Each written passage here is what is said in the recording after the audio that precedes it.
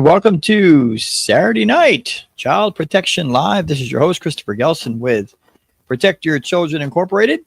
Website is protectyourchildren.org, protectyourchildren.org. If you haven't been there, we ask why. Why haven't you been there? There is so much great information. All our podcasts are on that website, and a whole lot of other great information is there at protectyourchildren.org. And we'd also say, have you visited our YouTube channel? YouTube.com. Look up Protect Your Children Inc. and subscribe. We are trying very hard to increase our subscriber base so we can get a further reach on the algorithm. And you can help us do that if you haven't subscribed to us yet on YouTube. If you cannot locate us, just visit our website, and the link is on the homepage for YouTube. We got a really informational show for you tonight. We are going to talk about a 15-year-old girl who went missing for about 5 or 6 weeks, and she was located. But, you know, it's like that's a happy ending, right? I mean, most kids aren't found for a long time, or maybe never, unfortunately. But this 15-year-old waltzed her way into a Colorado Springs police department and said, "Here I am." Sounds like a runaway situation, but there's more to the story, and we're going to look into that and look at some of the warning signs that should have been caught. Again, parents, guardians, people that are supposed to be protecting the kids. How come nobody saw this coming? Yes, so we're going to talk about that. We're going to talk about AI tonight, and I'm telling you, you guys have heard about AI, and there are more and more people being busted for using AI and forming images that they're pulling off social media, probably of your kids. I hate to say it like that, but this is where they're doing. They're just getting photos off of social media, and they're using AI to manipulate the pictures and turn them into illegal pornographic images. Yeah, that's happening more and more. So that's we're going to talk about that tonight. There was also a teacher that was busted for using AI. We brought the story to you about this probably about a month ago, but we're going to talk a little bit about that tonight, because this is a teacher who worked in the technology department of a school, and he was using pictures, allegedly, of the students and turning them into illegal images. That's at school. Yeah, so that and a whole lot more we're going to bring you tonight on Protect Your Children. Oh, child protection now. Yeah, let me just tell you something. We are up to our eyeballs right now, and lots of stuff that we are doing. We are actively working 2 missing child cases. This is our website, by the way, protectyourchildren.org. You can just go there and check that out. Scroll down, and you will see that we have the link for our podcast there, and all of our social media there too, with the exception of, and we have to update this little guy right here, this little pedogram. Oh, I'm sorry. Did I say that out loud? Instagram, who has suspended our account.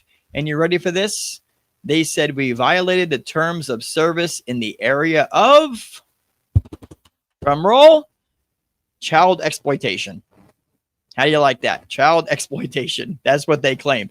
We're the organization that's protecting kids from child exploitation, and we got suspended for that. And it's interesting because we tried to do an appeal process. It's not going anywhere. And then, of course, we tried to create another account from a separate thing, and they caught on to that one too. So they just have it out for us. And Pedogram does not want to have too many people on there that are getting reach. And I'm going to tell you what, we only had like 256 subscribers on Instagram, right? But our reels were getting thousands and thousands and thousands and thousands of views, and the education and awareness was getting out there. So, but we're not going to give up. Okay. We're still on all these other media groups, and we're going to continue to fight with Instagram, and hopefully get back on there. So, but in any case, here's our other links. Make sure you check that out and follow us and subscribe. It makes a huge difference, you know, with the old algae rhythm, makes a huge difference. So one more thing on our website I want to direct you to is this in-depth protection packet. This is a protection packet of guidelines. Okay, this isn't your mom and papa's one-liners. Okay, this isn't just if somebody touches you in the way you don't like, make sure you tell me. Okay, mom. Okay, those days are gone. Okay, this is much more detailed, in-depth protection. We're talking about teaching you the tricks, the traps, the threats of predators, personality profiles of predators, how kids can stay safe online. So much information in this guideline packet. We encourage you to click on that and download it, read it, print it out, give it to other people, leave it at work, put it under your pillow. I don't know what you want to do with it, but just check out this in-depth protection packet. Go over it with your kids. It is age appropriate. Your kids need to know what to look for. This is how they can be safe. Education and awareness is where it starts. So that's our website, protectyourchildren.org. Please check that out. And we thank you in advance for that. In the chat, we got Pingu the Penguin. Love it. Love it. Great name. Marie T is in the chat. Rising on Eagle's Wings is in the chat. And let's see, a few more others and a whole bunch of people watching on Rumble and YouTube right now. And Facebook Live as well. Tracy, Servant of Christ, is in the chat. Glad that you are here. Everybody's finding their way in. So we appreciate you guys being here. So as you know, we always want to highlight great things that kids are doing, right? It's a reminder of how awesome kids are. And when kids are raised the right way and kids are protected from predators online and in the community, which means there's schools and after school programs and sports teams and all of that stuff. Listen, you know a big thing that's coming up? Summer camps. Summer camps are coming up where kids are going to be going away for a week or two, spending overnights in a cabin. And I mean, do we know that the adults that are there have been background checked? Do you know what kind of older teenagers your kids are going to be around? And, you know, a lot of these camps don't allow the kids to have their phones, especially if they're Christian camps, you know what I mean? Because they're trying to get them to kind of fast from the social media stuff, which we think is good. Get the heck off social media. But a lot of times the kids don't have their phones. So you take a situation where a kid doesn't have a phone, and then they get into a situation overnight or something with possibly a camp leader or somebody like that.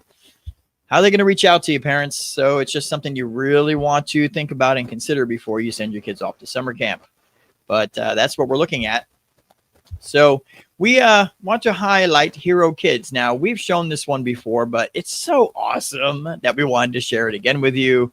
This kid right here got more courage and more bravery to do the right thing than most kids that we've ever seen. So we're going to show you this Hero Kids segment, and we'll be back in just a quick moment. So enjoy as we watch this hero child. Scared. I was just worried about getting the people out.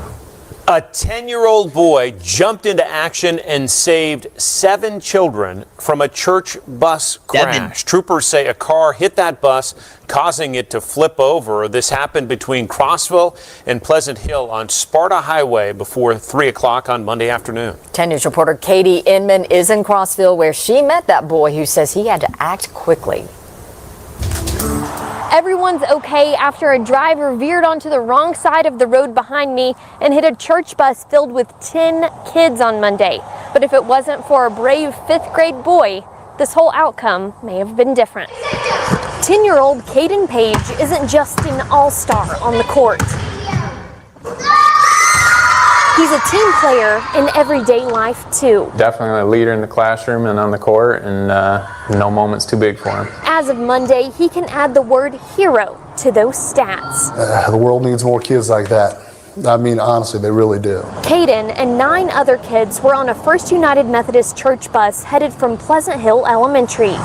It was on its way to an after-school program when a car hit them, causing the bus to flip and skid down the road. And then I just remember getting flipped. And then when we got done flipping, I just looked up and everybody's buckled and getting choked and hanging. This 5th grader knew he had to act fast. So I unbuckled immediately and started unbuckling everybody. He got 7 kids out and to safety.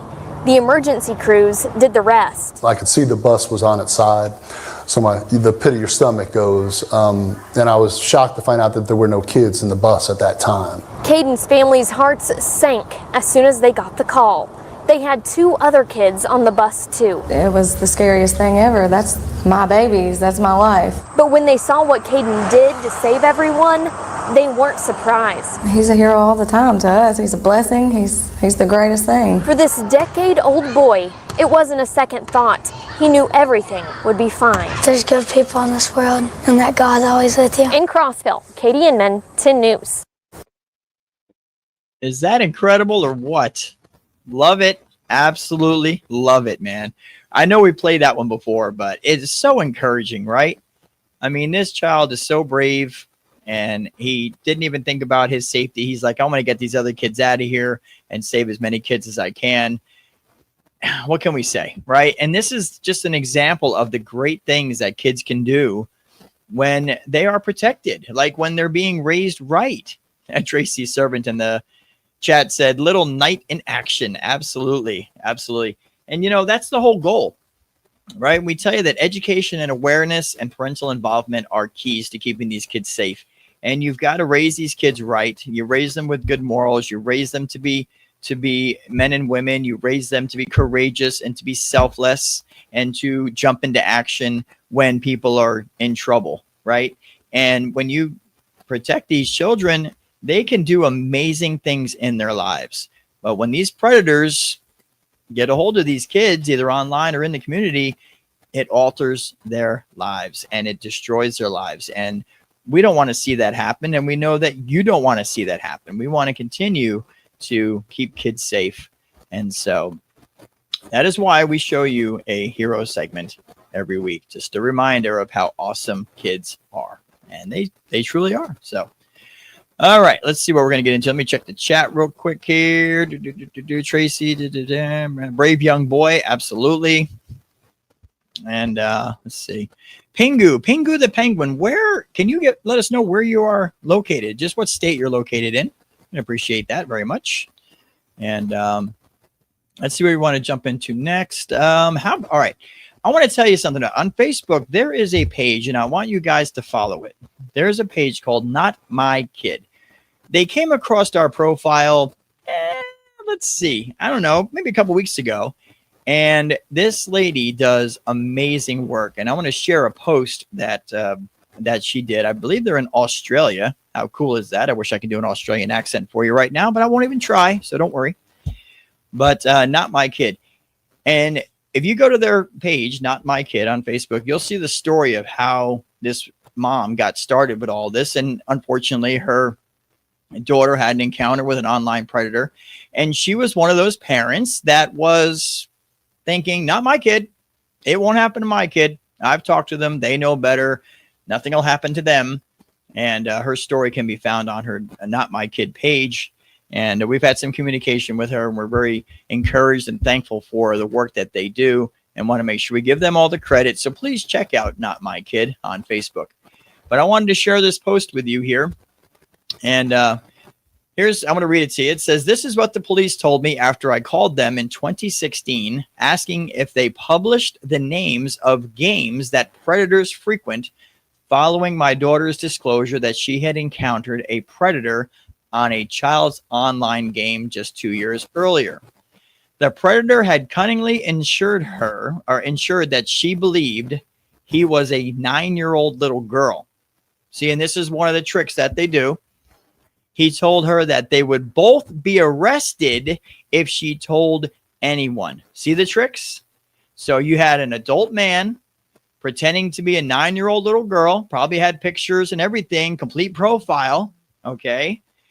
And then when she finds out, like, things aren't really going the way she wants, it's like, hey, we're both going to get arrested if you tell anybody what's going on here. Okay, that's just one of the tricks that these pervs do. So she goes on to say, do I feel like I had enough conversations with her, meaning her daughter? She said, no. Do I feel like I failed to protect her adequately? She said, yes.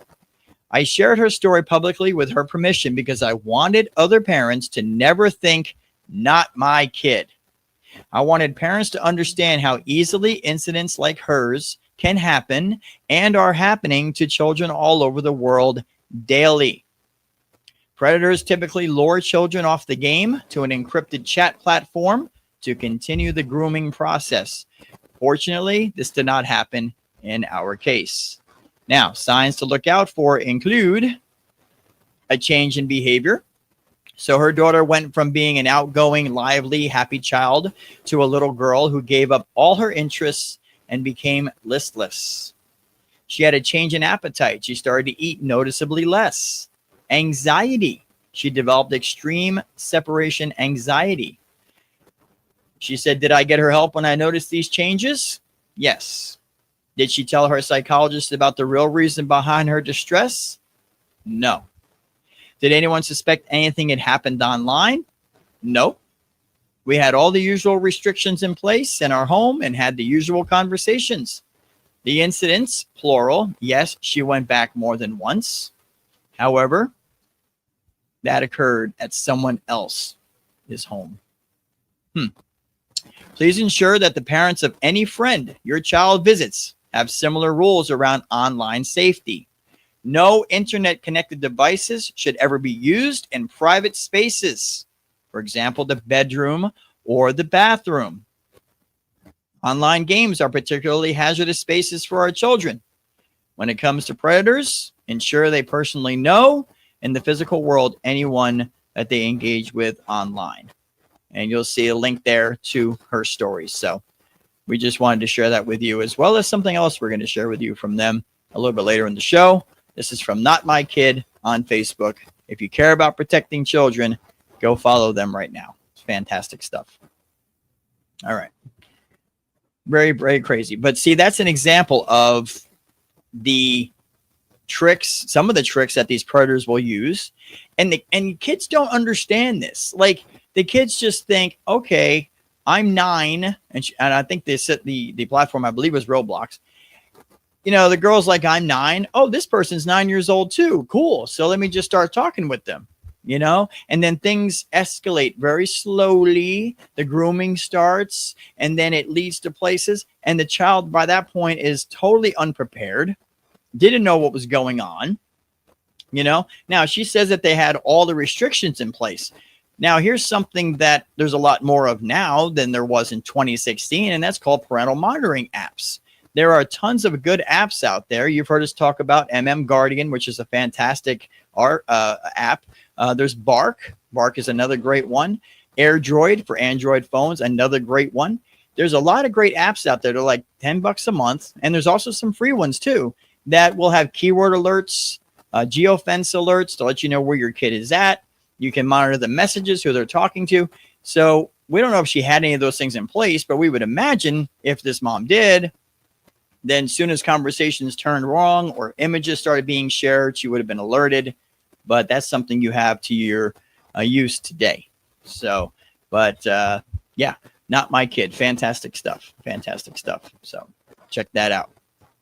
All right, just checking the chat. Marie T said that's how I was 20 years ago. You mean Not My Kid, Marie? Is that what you're referring to? Like, no one happened to my kid. Yeah. All right. Here's another one I want to share with you. This comes from the Hodgett twins. Okay. Let me see if I can make this a little bigger for you. Now, we're talking about lots of information tonight. Okay. Outrageous. Oh, this is a crazy story. 8th grader was suspended after reporting teachers' nude Snapchats. A Florida mom is sounding the alarm after her son, an 8th grader, was suspended for reporting that a 28-year-old female teacher was sending him nude photos via Snapchat. Why the heck any child is on Snapchat is beyond us. I'm just saying. You create an app for kids where messages can disappear so no one else can see them. What do you think is going to happen? Well, the founders of Snapchat, they know exactly what's going to happen. Freaking pedos. Anyway, I didn't say that out loud. But parents, man, get your kids off Snapchat. There's no reason for them to be on there, you know? So it says, let that sink in. A child tried to do the right thing. The school called him a liar. Then they suspended him. The teacher was allowed to keep teaching for weeks. Okay. Now she's been arrested for lewd conduct and sending harmful material to a minor. But where's the outrage from the left? Okay. And again, we're not doing the political thing here. Okay. We're just saying there should be outrage on the right and the left about this. But where's the media coverage? This is exactly what happens, they say, when our schools are more concerned with political correctness than protecting our kids. Enough is enough. We agree. Parents deserve to know what's happening in the classroom. Children deserve to be believed and protected. And administrators who cover up abuse must be held accountable. And there's the mom right there. Can you believe this? I mean, that's crazy. So the child gets suspended for reporting that the female teacher was sending him nudes. How the heck does that happen? Oh, stop lying. You're making this up against the teacher. Now you're suspended for making this up. Are you kidding me right now? 8th grade?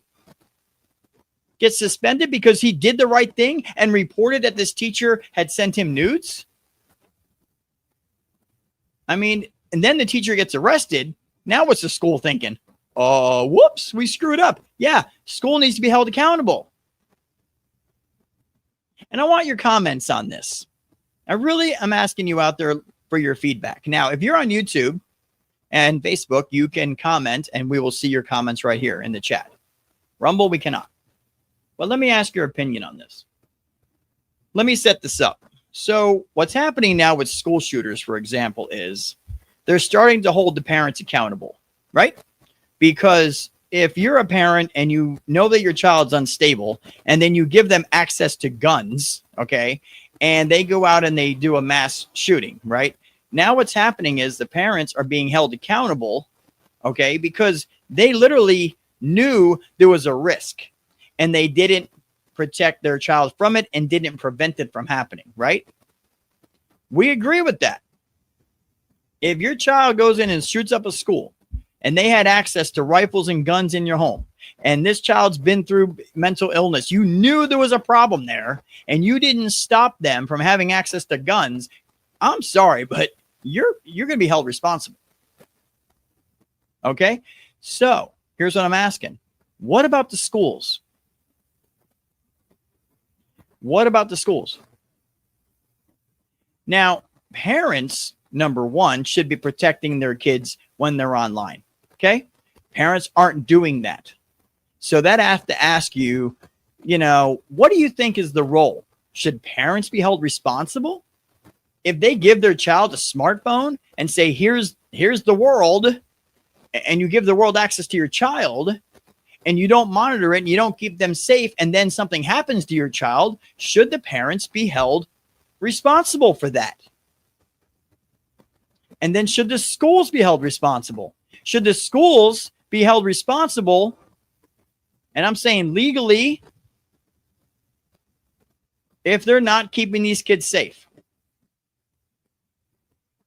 We say yes, because there is something going on here. When you have 300 plus teachers been arrested just this year, and that's the only ones we know about, for inappropriate acts with their students, the school systems know that there's a problem. They know that their little silly background check is not enough. Okay? They need to do more. They need to have seminars. They need to have presentations. They need to have groups maybe like ours or others come into the schools.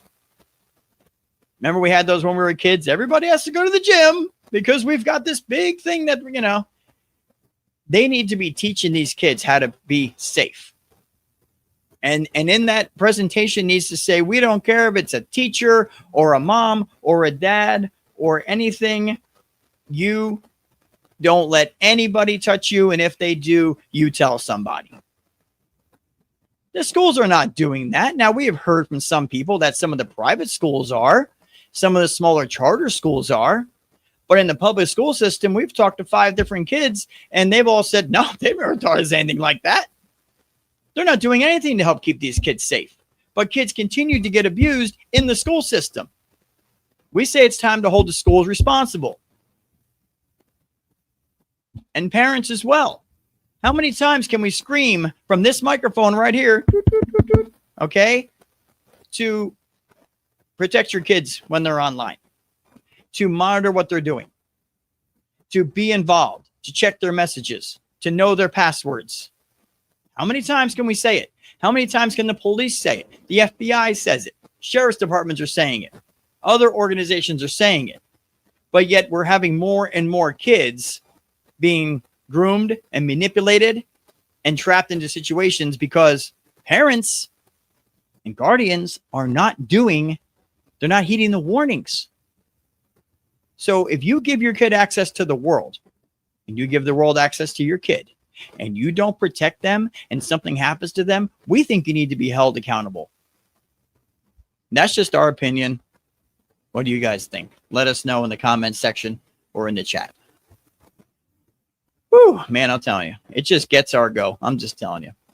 All right, each week we want to feature some missing children, keep their names in the news, keep them out there. Of course, we have this beautiful child here, Summer Wells. We all remember that case. Summer Wells case. Summer Wells is still missing.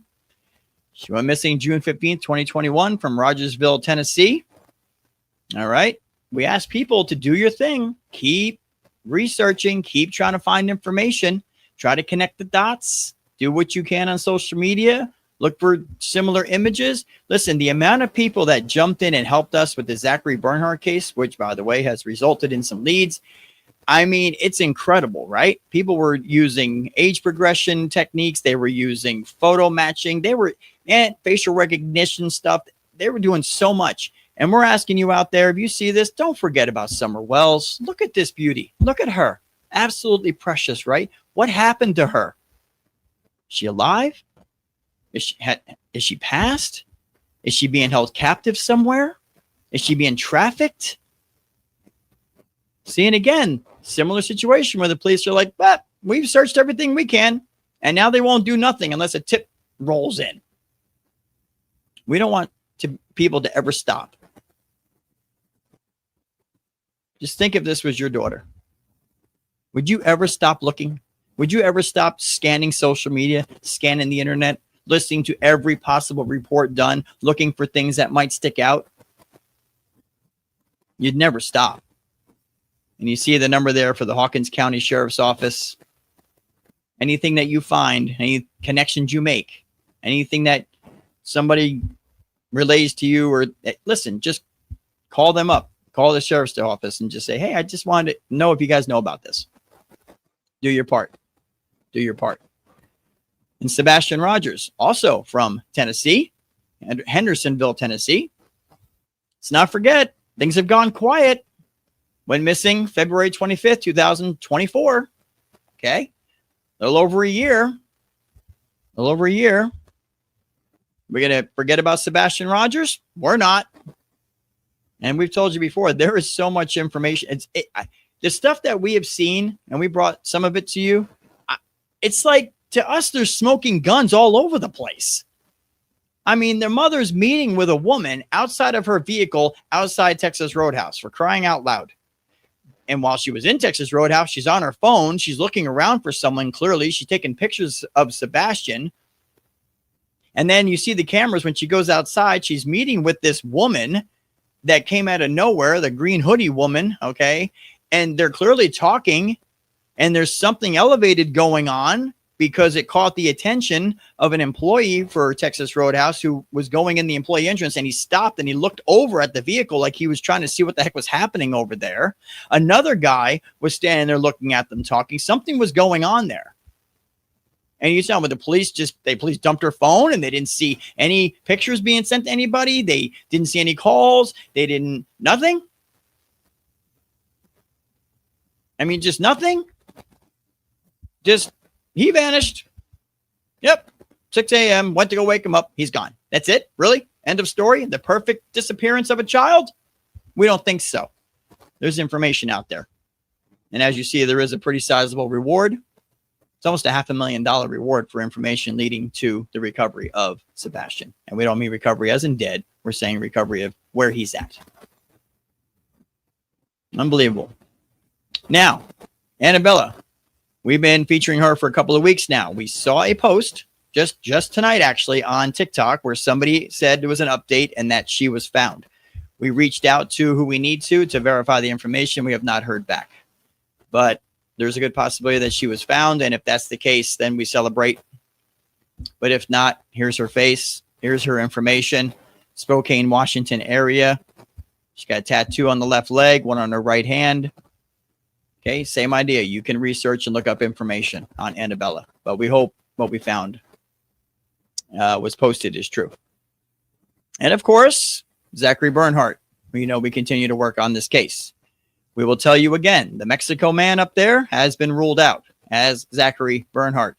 Okay, repeat. Mexico man has been ruled out as being Zachary Bernhardt. We keep showing this photo because people keep wondering about what happened with the Mexico man. So we're going to keep repeating it. He has been ruled out. Okay. We are looking into Zachary's case. We are following some new leads. We have not been willing to share more information because it has been brought to our attention that there are a lot of people following on our Facebook page and that some are questionable. We don't know for sure. We're not blocking them because we want to see what activity they do, but we have to be careful not to release too much information where we're looking next, which leads we're following. So just stay tuned. And as something breaks, as we're allowed to share it, we will. But just know we're not giving up on Zachary Bernhardt. We're continuing to look for him. Okay. All right. Let's see what's going on here. Mary Withel, welcome to the chat. Glad you're here. She said, I don't think we can ever trust schools again. I believe we should now have cameras in the classrooms so the parents can watch what is going on. That is a great idea. Listen, we agree with you on that. Unfortunately, what's happening is that these teachers are first reaching out to these kids on social media. That's every single one of those cases that we've seen of the over 300 teachers. It's always been a social media connection.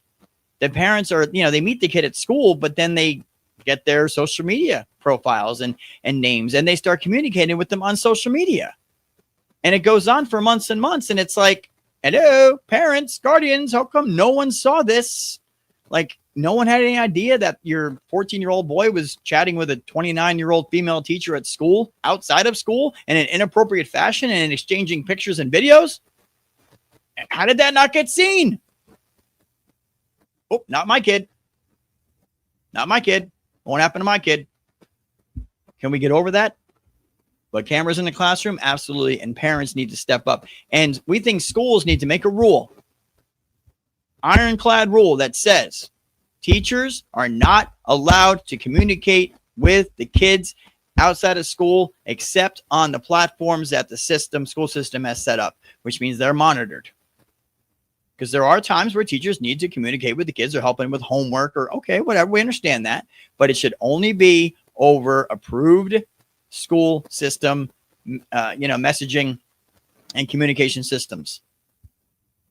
There needs to be a rule that says you talk to kids on social media outside of school, off of our platforms that we provide, you're getting written up or you're getting fired. That would certainly solve the problem, wouldn't it?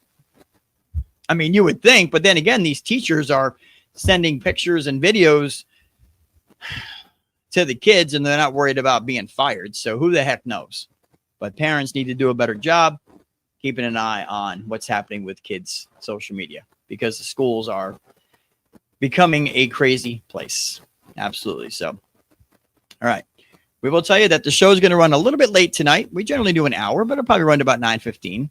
I want to share something that we posted this earlier week in reference to these missing kids. Now, I don't know how many people saw this. Facebook is a very quirky thing. I mean, you know what I mean? Like, we have almost 18,000 followers on our business page. And we noticed that an average post is seen by about like 50 people out of 80,000 or 8,000. I can talk 18,000, 50. Like, come on, really? What the heck's going on here? So a lot of people don't see what we post, but this is a little rant. Okay. I probably won't show the whole thing, but this is a little rant that we did earlier this week. And I want to share it with you because this really gets on our nerves. Okay. People who spout off at the freaking mouth, okay, and say stuff and they have no foundation for it whatsoever are not helping anybody or anything. So we posted this a couple days ago. I just want to share this with you. So check this out. This, of course, was on our Protect Your Children page. We did this on June 5th. Hello, this is Chris with Protect Your Children Incorporated. ProtectYourChildren.org. ProtectYourChildren.org is the website. You know, we know that the default position for so many people after a child's been missing for a while is that they must be dead. That's what we keep hearing about Zachary Bernhardt. Listen, we appreciate all the comments, the interactions, the likes, the sharing, and the amount of people that are involved in trying to help us locate Zachary Bernhardt and Sebastian Rogers as well. But it's a little annoying when everybody's default position is that Zachary's dead. That's what everybody keeps saying. And I'm going to tell you something. Just because there's been a lot of time does not mean that a child is dead. There are so many reasons, and I'm going to lay them out for you here in just a minute. I will remind you that there have been cases, including the 3 Cleveland girls. Remember, they were found in that house of horrors. How many years was that? Yeah, I can't remember exactly off the top of my head. I apologize, but it was quite a long time. And they found them. We brought you a story a few weeks ago about a man who, after 32 years, found himself on a missing kids website. 32 years later. Okay? Zachary's going on almost 25 years right now. So that's 32. There was another story we brought you about a woman who was gone 26 years. 26 years, and she was found. But everybody's default position is if a child's been missing for a while, then that means they're dead. No, it does not. Now, we understand there's the whole 48-hour thing where it's like if you don't find a child in the first 48 hours, then the chances of them being found alive drop significantly, right? We've heard the stat. But we have cases, like I just mentioned, 32 years. Guy finds himself on a missing kids website from when he was like little. Like, how is that even possible, right? That's a miracle, but it happens. The girls in Cleveland, the other case after 25 years or 26 years.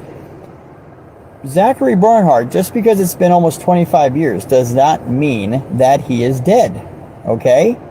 Now, aside from what we brought you that gives us hope that he is still alive, you know what our theory is on this. We really believe that he's alive and that he's living under an alias name, that he's been moving around the country. We really believe this. And we'll say no more about that because of the investigation.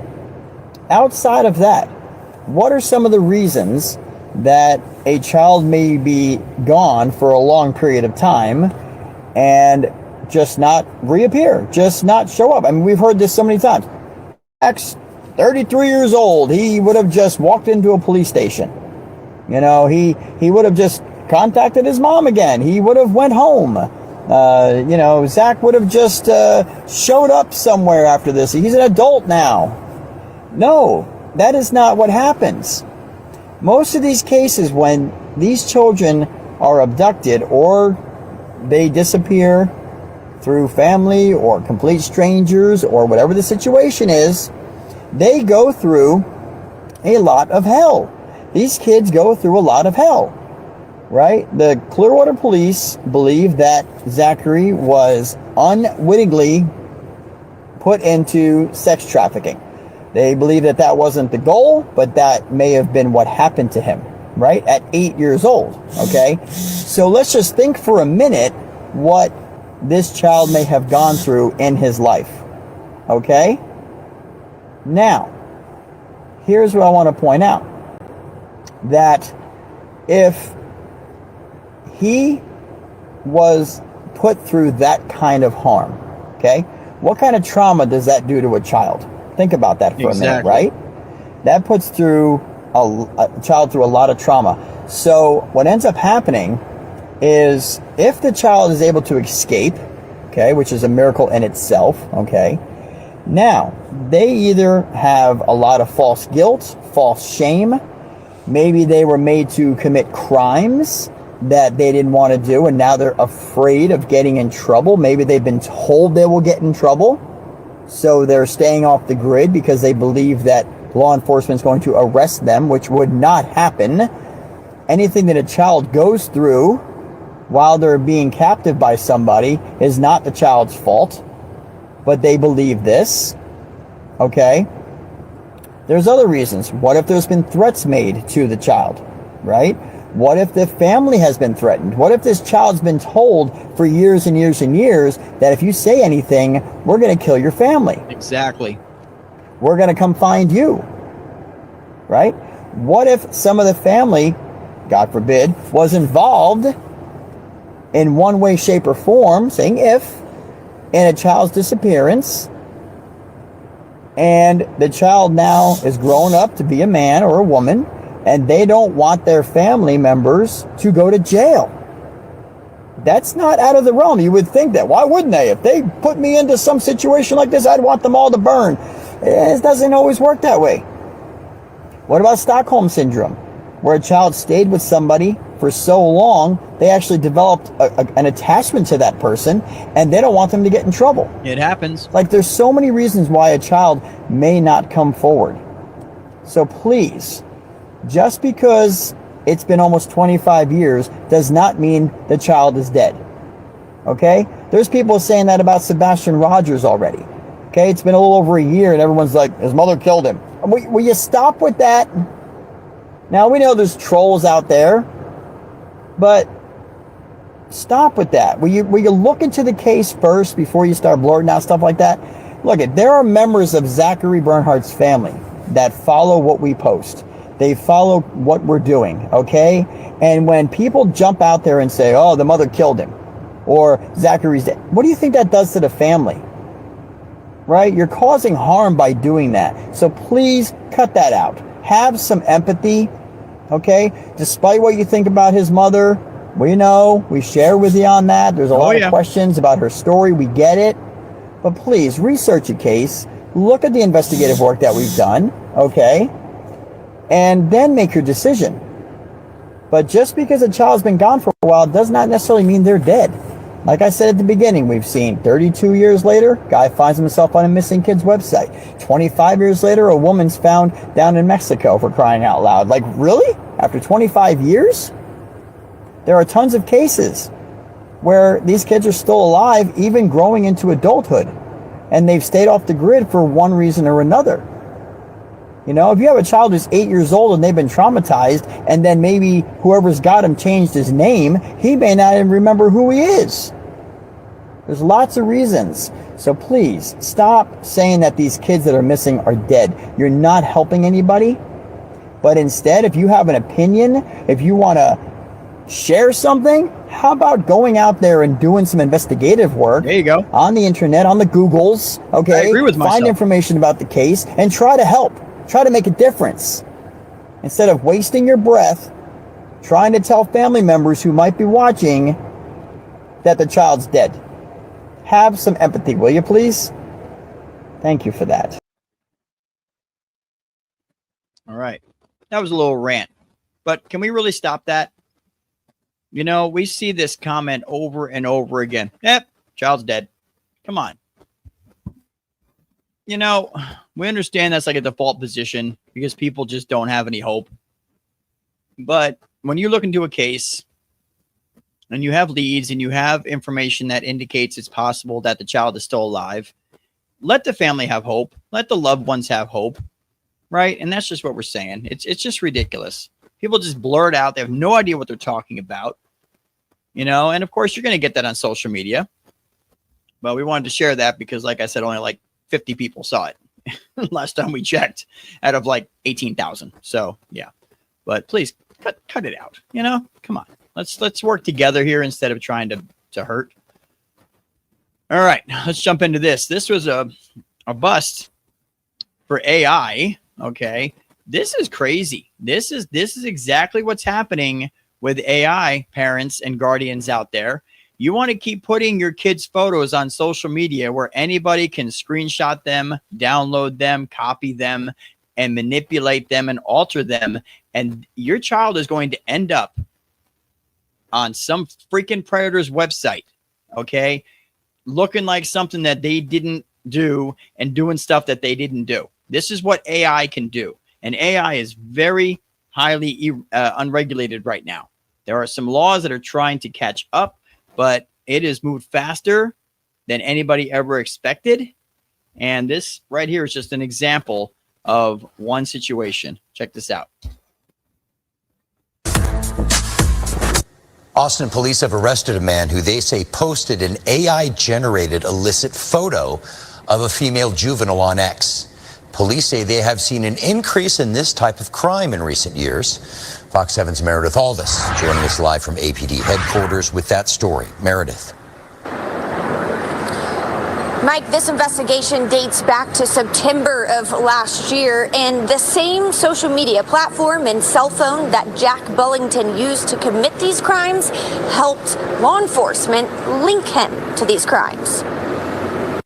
With artificial intelligence, anyone can manipulate a photo into something it's not. I would say that the bounds of a criminal mind are endless. So any picture that somebody can get off of social media, they can alter in AI. Austin police say 19-year-old Jack Bullington paid someone overseas to alter photos of teen girls younger than 18 in a pornographic manner. He then posted them on X. Many widely available generative AI tools can be weaponized to harm children. Court records reveal Bullington had nearly 100 altered images. We do have tools that we use to identify them. You know, it is very difficult, and it's getting increasingly difficult to tell. But the victims are what really tell the tale, because they can tell you exactly where they were and when. APD has identified 11 victims in this case, many of which Bullington apparently knew. Police say he's been arrested before for harmful display to a minor and harassment. We know it's scary, and we want you to know you're not alone. She says a service through the National Center for Missing and Exploited Children called Take It Down helps remove nude or sexually exploitative imagery online. Perhaps your picture that you sent to someone is being threatened to be posted. Maybe a generative AI photo of you is posted. Even if you're unsure whether that image has been shared, we want to help and try to remove it, and this service can help. Newman says this is an increasingly common, disturbing threat. In 2024 alone, NCMEC saw a 1,300% increase in cyber tip line reports that involve generative AI technology, going from 4,700 reports in 2023 to over 67,000 reports last year. In 2023, lawmakers amended the Texas child porn possession law to include AI-modified images. Sergeant Wyrick says it's been helpful. Because there was a lot of this stuff going on that wasn't technically illegal. It was really in poor taste, and it was terrible for the victims, but we weren't able to do a whole lot. We dealt with it the best we could until, you know, now we're really starting to get traction on some of this legislation that we've been able to use. And it really helps our victims, you know, and gives them some respite in what they're able to do and start healing and getting over that trauma. Bullington faces at least a dozen felony charges. He has bonded out of jail under the conditions he have no social media, continue therapy, take meds, and have no contact with minors. Reporting live from APD headquarters, Meredith Aldis, Fox 7 Austin News. All right. Do we have a problem? Do we have a problem yet? Parents and guardians, do we have a problem yet? You want to continue to put pictures of your kids out there so you get nice, you know, a whole bunch of likes, you know, and follows and retweets or X's or whatever they're called now. And these predators are grabbing these child's photos and they're altering them and using them for illegal, illicit purposes. Now, we'll point out that that kid was 19 years old and had been arrested before. There's clearly a history of sexual abuse in this child's life. There's no doubt. And we see that happening. When kids are abused and they don't get counseling and they don't get help, the stats are somewhere around 30% of kids will go on to reoffend, to become offenders themselves. And that just perpetuates the cycle. But it all starts at home, right? It all starts with monitoring who's around your children, knowing the warning signs, knowing the traits of a PDF file, supervising your kids, having open conversation with them so they don't get abused in the first place. Tracy made a good point in the chat. She said, what's sad is we should be able to brag about our kids, but it's not safe anymore, and it's not going to change. AI is only going to get more advanced. Times have changed, parents, guardians. You can't be posting pictures of your kids in their swimsuits and everything all over social media. And AI enables these PDF files to take videos and alter them as well. This is the dangerous world that we live in now. And it's time to stop trying to get likes and hearts on TikTok. And everybody commenting, oh, your children are so beautiful. Huh? You know they're beautiful. Why do you need to hear strangers say it?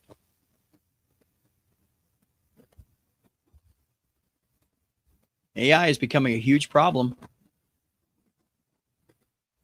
And we got to do something about it. I want to remind you that our website's protectyourchildren.org, protectyourchildren.org, YouTube channel. It's Protect Your Children, Inc., Protect Your Children, INC. You can follow us on Facebook, Rumble, YouTube, all the Instagram situation. Well, yeah, not for a while until we can win that battle. Instagram is really displaying themselves as pedogram recently as they suspended our account for exploiting minors, apparently.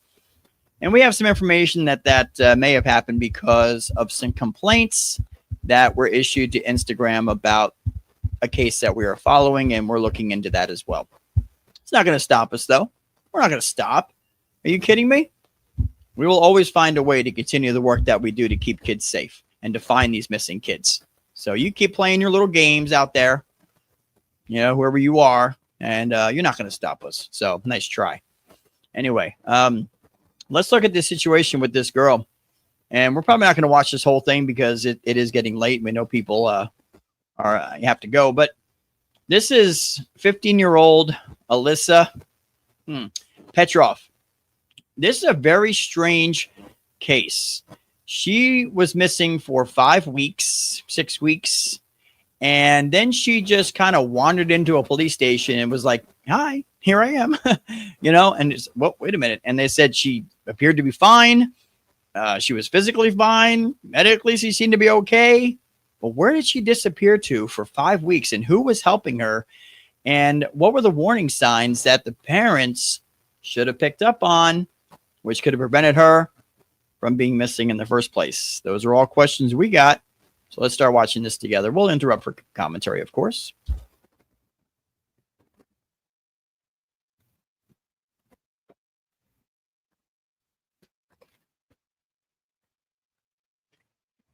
Hold on a second. We got a problem here. I don't think we're sharing. We're going to try to share here. Let's try this again. One more time. There we go. There we go. All right. Let's get it rolling. Alisa Petro is alive and safe. It is a shocking update to a mystery that has been unfolding in Utah for the past 5 weeks. Guys, my necklace fell off, but I'm trying to put it back on now. Seriously, it's a good thing it fell off on my chair. We've learned this missing teen walked into a Colorado police station Sunday night. Police say she's in good health, but there are still a lot of questions about how she got there and where she's been since she vanished on April 21st. Meanwhile, Mr. Menard, can you hear me? Yes. One of the 3 men charged for allegedly having twisted and sexually graphic conversations with Petrov online made his first appearance in court today. We're on the case presented by Law and Crime. I'm Chris Stewart.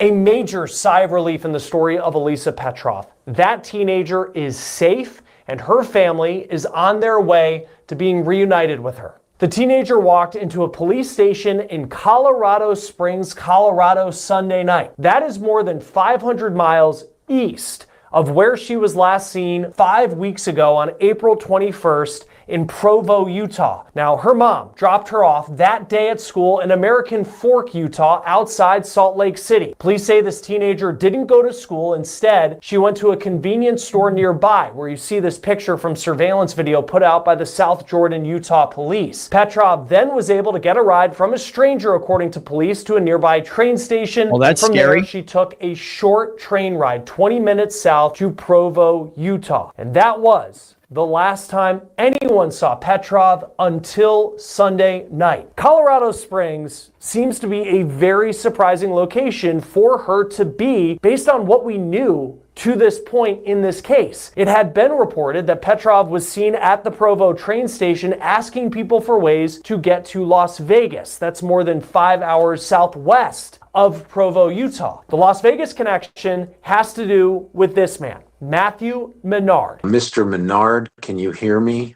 Yes. Here he is making his first court appearance today in Salt Lake City. He attended virtually from the Utah County Jail and showed little emotion in the brief hearing. The 35-year-old from Miami is facing several charges for allegedly having sexual and twisted, graphic online conversations with the missing 15-year-old going back to January. Police say the two talked up until the day. All right, hold on right there. Did you hear that? Conversations going back to January. Okay, that's let's see, January, February, March, April, May, five months of conversations. And you're going to see that he convinced this 15-year-old girl to run away from home and come meet him in Las Vegas. 4 or 5. There you go, Tracy. She said no parents monitoring. Exactly. How in the world? And you're going to hear that this girl loved social media like teenagers do today. January, conversations going back 4 or 5 months. 4 or 5 months of conversations, and the parents had no idea. Something's wrong here, man. This is what we're saying. Every single time it seems like there were warning signs and flags that parents or guardians should have caught. But not my kid. Not going to happen to my kid. Man. Day before Petrov ran away. Before we get back to this story, I want to bring you a law and crime legal alert. Did you know that children under 21 are being diagnosed with serious conditions like type 2 diabetes, to hold food company? Yep. Police say Menard solicited sex, sodomy, and child sex abuse material from this 15-year-old girl, and they say he knew that she was underage. Menard also allegedly came up with a plan for Petrov to meet him in Las Vegas. All right, see that photo right there? This is exactly what we're just talking about. PDF files, predators, scum can take that photo right there and remove the clothes. Keep the face, remove the clothes, and start sharing among their sick friends. That's what AI can do. So just pointing it out, this is a perfect example. He told the girl he was going there for work in late May, and he said she should go there before he gets there and hide out. Then he said they would go to Los Angeles before returning to his home in Miami. Not only do police say that Menard talked about having sex with Petrov, knowing that she was 15 years old, he said that they could hide her identity by telling people that she was his daughter. At the hearing today, Menard's defense attorney waived the reading of the charges in court. Menard will have another hearing next week on Monday to look at whether he will be granted bail. He's currently being held without bail. There are 2 other men facing charges in connection to sexually graphic conversations online with Petrov before she vanished. The next man expected to be in court this week is Samuel Mitchell. We don't have a lot of information. Another example. Hate to interrupt, but come on. AI can remove those clothes. I'm just saying, they look like you're just your basic family photos, but with AI technology now, AI can remove those clothes. and start putting those pictures all over the place. Parents, you got to stop posting pictures of your kids. Information on him at this point, but we know he will be in court on Wednesday this week. This is what we do know about him as well. He's 41 years old, from Harriman, Utah. That's about a half hour from where Petrov lived, both outside of Salt Lake City. He was connected to Petrov through conversations on Snapchat and Discord that police discovered, and police believe that he may have had video calls with the girl. Police say that they found child sex abuse material on Mitchell's phone of a girl who's believed to be about 12 years old and another girl who looks to be 15, but police didn't say in court documents if any of the images on his phone were Alisa Petro. The third man, William Glines, is in custody in Texas City, Texas. Police say they found his conversations with Petrov after the girl went missing because they were going through her online history and discovered some twisted conversations that he was having with the girl online. Glines is facing charges in both Texas and Utah. Mitchell and Menard are both facing charges in Utah. Guys, my necklace fell off, but I'm like trying to put it back on now. Seriously, it's a good thing like it fell off on my chair. On her YouTube page, Petrov posted videos that show her being a very typical teenager. And I'm gonna use some browns. Is anyone missing a little ring? I wish. Oh, that might be one of my friends. But after her disappearance, there were some very concerning clues on her online accounts. This is what her TikTok said under her name. You can look at her profile description. It reads, "Mom and Dad, I love you so much. 4/16/2010 to 4/21/2025. That's her birthday to the day that police say she ran away. And as the weeks went on, this ominous message and what appeared to be silence on social media for someone who was so online before she vanished raised so many concerns. And there are still so many questions about what happened to Alisa Petrov and where she's been for the last several weeks. At the time of this recording, all we know is that she walked into that police station in Colorado Springs and her family is now on their way to be reunited with her. Join us now once more to talk about this case is missing persons private investigator Steve Fisher, who also worked for the family of Alisa Petrov as the search continued up until Sunday night. Steve, first, what is your reaction? What was your reaction when you read that Alisa Petrov showed up at this police station in Colorado Springs? Well, obviously very happy, but kind of shocked. I'll tell you, there was a few cities on our list, and Colorado Springs was not one of them. So it was definitely a surprise, and it'll be interesting to find out exactly how she got there and what the circumstances were. But obviously, very relieved, as is the family, that she's alive. Yeah, what is? I know you've been in touch with the family. What have they told you since the news has come out that she's okay? Well, they, just about how happy they were. They are flying there to get her. I've given them space, obviously, until they get back and catch their breath, including her. So I don't have too many details besides they're overjoyed that she's safe. It's incredible, because I know last week as we've been in touch throughout this, it just felt like as the weeks went on, and she was someone who, like so many teens, is just so online, and then it was just nothing. And then you just worried, unmonitored, what that would mean. But she physically is okay, shows up at the police station. What are the main questions you have at this about everything that happened over the last 5-6 weeks? Yeah, and I agree. Listen, as the time went on, that 5 weeks, it got really scary. And especially because I was in Vegas the last 4 days searching, and nobody knew, none of the people in that kind of underground industry or anything knew anything. And it really worried me. So this is a great outcome. But, the things that I'd like to know is, directly tied to her getting to Colorado Springs, who got her there? Because I'm assuming that it most likely was a private party. If it was by Greyhound or something, then I'd be kind of disappointed that there was a breakdown in the ability for law enforcement to scan that surveillance well enough at Salt Lake or wherever it may have been for her boarding the bus. So I assume it's probably by private party. How did she meet that private party? And why were they willing to take her 600 miles or whatever it is? And who has she been with for the last 5 weeks? So what the heck has happened to her? Somebody I doubt she's living on the street, and especially in, it gets awfully cold there at night, even in the summer.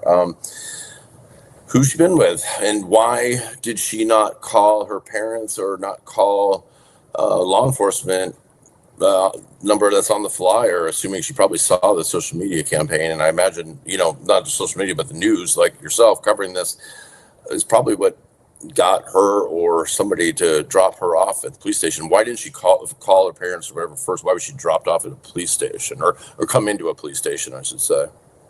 Right, because and it was surprising too, as I thought about it, because she's found east of Utah, and it felt like the locations that we had potentially talked about of where she may be, everything was west, right? Like you had Las Vegas, and you look at this plan that Matthew Menard allegedly put together online, and we'll talk about him in just a moment, but it was, hey, we're going to meet in Las Vegas because I'm there for work. Then we'll go to Los Angeles, and then eventually we'll go back to Miami. And then she ends up in a place where it seems like no one, at least publicly, was expecting. What resources, and I know you've talked with the family, have you been piecing it together? Because I'm just thinking like, Greyhound bus maybe to Colorado Springs, something like that. I should have checked beforehand. I don't even know if Greyhound goes direct, you think, from like a Salt Lake or a Provo, or if she would have had to go through Denver or something like that on a bus. But what resources did she have with her that we know about that could have given her access to the ability to move as she did to get to a place like Colorado Springs? So the family knew that she had about $1,000 or between $1,000 and $1,500 cash on her, and that checked out when she got off on the the train. Hold on a minute. Hold on a second. You're a 15-year-old who's hanging out all over the internet, all over social media, unmonitored, unchecked, had $1,500 in cash on her? How? I don't know any 15-year-olds that got that kind of money. Just saying. In the Provo station and attempted to buy a Greyhound ticket. Her problem was that they don't have a counter at that station. They just have a kiosk where you can use a credit card.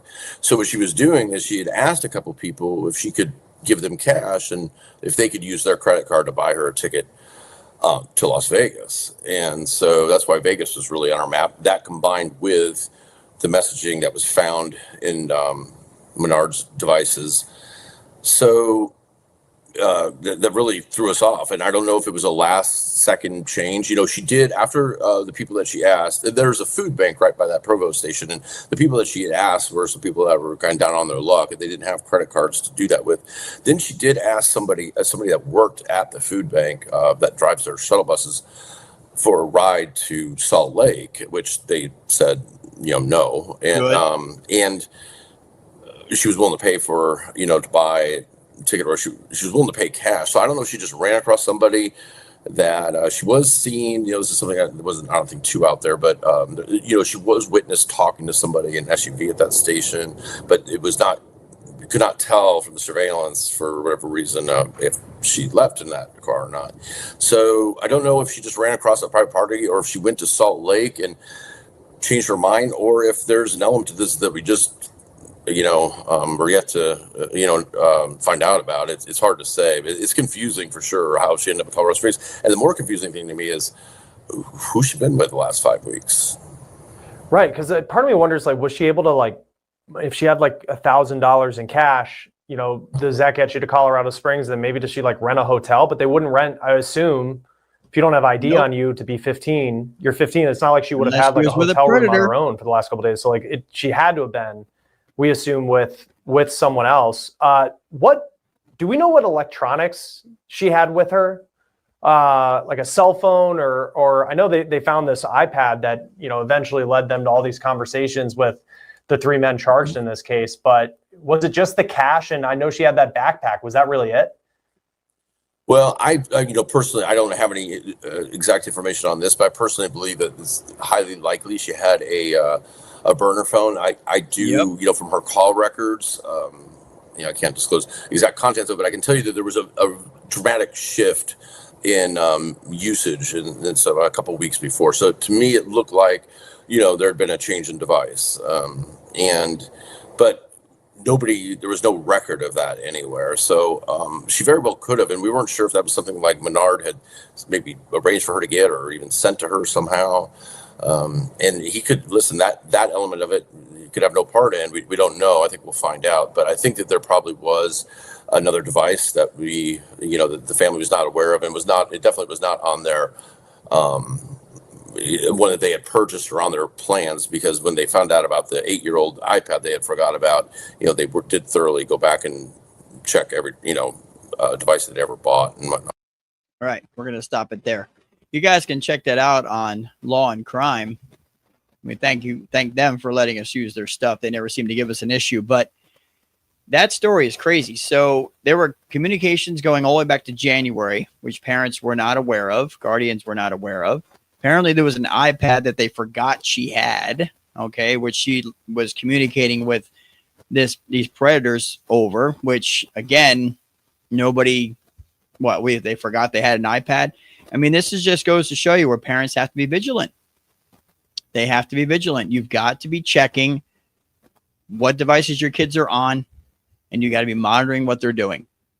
Because 4 or 5 months of grooming and manipulation, and this girl takes off with $1,500 cash across the country. Who knows what kind of hell she's been through? 5 weeks. Where was she for 5 weeks? And it goes to show you that there are people out there that'd be willing to give a teenager rides. Like, hello, isn't that a flag? Like, hello, like you're going to give a child a ride somewhere? Don't you think something's wrong with that? I mean, it's unbelievable.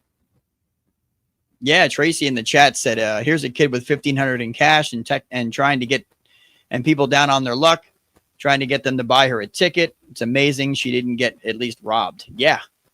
And the fact that she made it back home is just a miracle. But again, this didn't have to happen. There were warning signs, flags that were not seen. And that's what we're about. We want to let parents know that you got to do a better job. You got to do a better job. So you can check out the rest of that story on Law and Crime.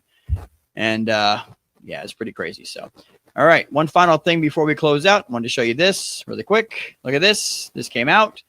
Making news from the National Center for Missing and Exploited Children. In 2024, there were 26,823 reports of child sex trafficking, which is a 55% increase from 2023. Educate to protect our children from being at risk and to prevent harm. Website millionkids.org. Millionkids.org. 26,823 reports of child sex trafficking, a 55% increase from 2023. We got big problems here, folks, and we've got to do a better job. Everybody's got to do a better job at protecting their kids. They just have to do it. You've got to be more involved, more alert, more aware, more educated. If you want to help us to do that, you can make a donation through our website, protectyourchildren.org, protectyourchildren.org. We are a not-for-profit organization. Nobody takes a paycheck. Every penny that you give goes to help promote content and reach more people so that we can protect kids from predators online and in the community. Protectyourchildren.org. You can help us out by visiting there today. So thank you for that. All right, that's going to be it for this week. We appreciate everybody being here. Tracy, Maria, Marie T, everybody else in the chat. Where's the penguin? We had, what was the penguin? Oh, we got Rozzy on Eagle's Wings, Mary Wetholt. Good to have you in here. I think for first time, most likely. Pingo the Penguin, glad that you were here. And everybody else listening on and watching on Rumble right now, YouTube and Facebook as well.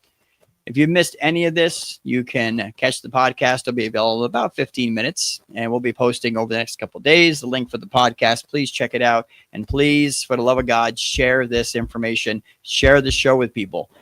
Parents need to be aware. Kids need to be aware.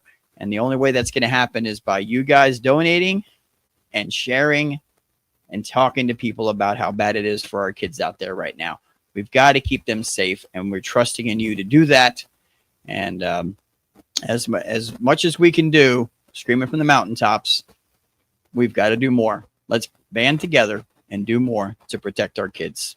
That's it for this week. This has been Chris, the director of Protect Your Children Incorporated. This has been Saturday Night Child Protection Live. We hope to be back with you next Saturday night, 8 p.m. Eastern on Facebook, Rumble, and YouTube. And we hope to see you then. Please share and make a difference where you can. Thank you to everybody. God bless. Good night, and keep protecting.